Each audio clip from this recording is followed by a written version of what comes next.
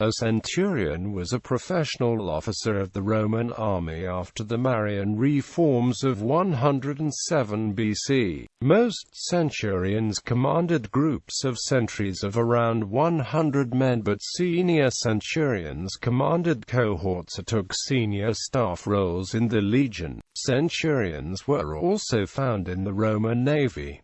In the Byzantine army, they are also known by the name kentarch. The symbol of office was the vine staff, with which they disciplined even Roman citizens protected from other forms of beating by the Porcian laws. Role. In the Roman infantry, centurions initially commanded a centuria or century. Centuries, or centuri, developed from the Roman tribal system under the Servian reforms and could contain 200 to 1,000 men. Later, generals and Caesars further manipulated these numbers with double and half-strength units. Julius Caesar, for instance, made the first century double-strength. Centurions seemed to receive a much higher rate of pay than the average legionary, twice as much or more. Veteran legionaries often worked as tenants of the former centurions. During the imperial era, centurions gradually rose in seniority in their cohorts, commanding sentries with higher precedence, until commanding the senior sentry and therefore the whole cohort. The very best centurions were then promoted to become centurions in the first cohort,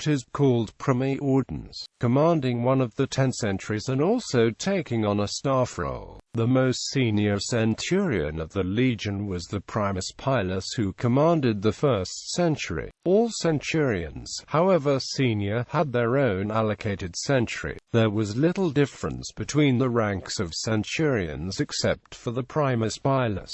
The primus pilus also participated in war councils. The primus pilus was so called because his own century was the first file of the first cohort. Only 8 officers in a fully officered legion outranked the primus pilus: the legate, commanding the legion; the senior tribune, second in command of the legion; the camp prefect; and the 5 other tribunes, who were apparently served as senior staff officers to the legate, with a rank roughly equivalent to a modern colonel. Comparisons between the centurion grades and modern officer ranks can lead to many incorrect assumptions. Centurions could be elected, appointed by the Senate, or promoted from the ranks for a variety of reasons. Julius Caesar is said to have promoted his centurions for displays of valor. Other historians cite examples of them being the first over the enemy's wall or through the breach. If this case were strictly so, then there would be a lack of centurions in peacetime garrisons, which is where the Roman army mostly spent its time. Nonetheless,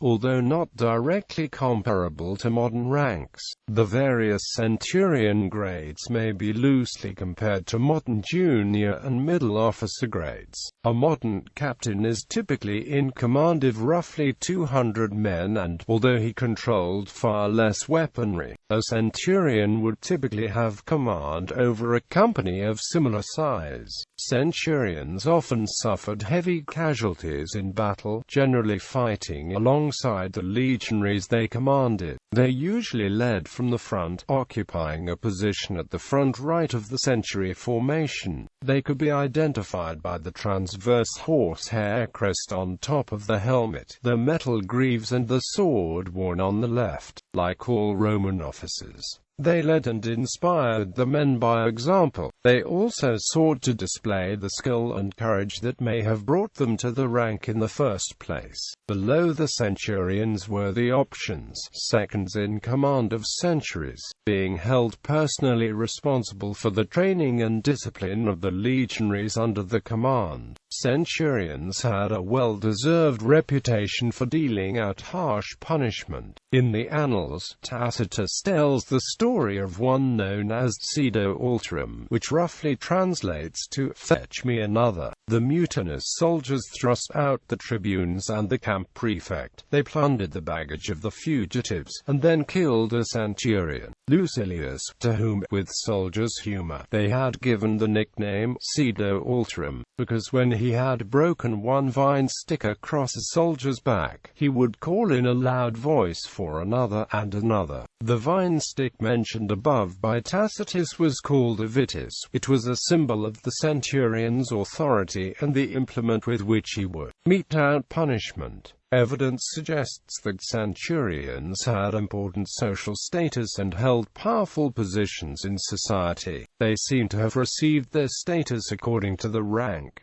On retirement they could be eligible for employment as lictors. Seniority each century had a precedence within the cohort. Centurion seniority within the cohort and legion depended on the position within the legion of the century they were in charge of, which often took the name from the centurion. Centurions began by leading junior centuries before being promoted to leading a more senior one. Promotion usually came with experience, or at least length of service, but many still never made it as far as leading a first cohort. Yet for centurions who showed, say, particularly conspicuous bravery during battle, there was the opportunity to be promoted several grades at once. For example, Julius Caesar's reward for a centurion who had greatly pleased him was to advance him 8 grades. Promotion through the various grades often meant transferring to another legion. The precedence during the times of the Manipular legion, commanding 60 men, was organized like this: